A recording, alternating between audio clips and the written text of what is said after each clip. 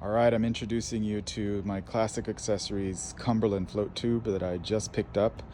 Today is my 48th birthday, so this is my gift to myself this year. I can't wait to go fishing in about a week or so, just waiting on my fins to arrive, my flippers. So just going to take you through some of the mods that I just completed. I followed, so the rod holders you see here, I followed. I didn't, that's not an original thought. Those are from the idea of a YouTuber. Forgot his name, but he's from California, I believe. Anyway, followed his instructions to the T because they were measured exactly for this tube, and it worked out pretty well. I did try his idea also with this tray to replace the apron, but what I found about this tray is that when it was installed, it lays over both pockets on both sides. So I didn't like that it was in the way. So I picked up this shoe or boot tray over at IKEA and installed this one instead. So what I did was, of course, I drilled the holes. If you can see there, I drilled holes for water so it won't collect. And I also installed the rod rulers here. I put them in here instead of a rod to kind of measure. I used stainless steel hardware, of course, but then underneath is really where it's a little bit different. So I did use a 27-inch piping here. I think that's a 1-inch PVC. And then I use these spacers here. I use 3 spacers specifically because when you install this one, it lies flat, so then it ends up staying about like elevated like this because it's so flat. So to get it to kind of lean down and sit flat and away from the pockets here, those spacers really help. So you know, that was just kind of a random thought how I was gonna resolve that issue. And it's a little loose, but once you sit in it, you know, these inflatable parts come together, and so it keeps it nice and secure, so there's no way it's moving out of there.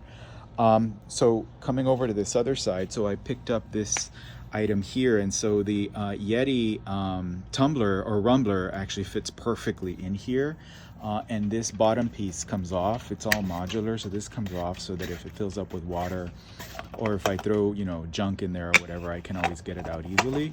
So that's a nice modification there. And then I've got, of course, my yak net there. My rods are already installed here. Right in this section here, I picked these up at Walmart. These are just some Sterlite containers, but this container right here specifically fits perfectly in the pocket with still some room left to put other things in there. But you know, I like having this container so that things don't swim around there too much. I tethered all of my rods already with stainless steel carabiners here so that my rods don't get lost. And then I've got a yak anchor over here and there.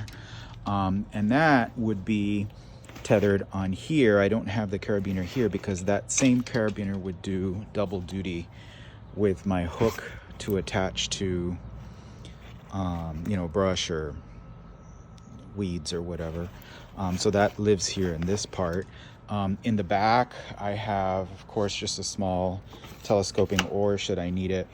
And then I put a 3-gallon bucket in here. This doesn't have anything in it yet, but it's just a dry sack that I had to put in clothes or whatever. And in there I'll throw snacks or whatever else I need in there. Just not too much weight, but just some stuff. And then as I learned online, I built also this camera mount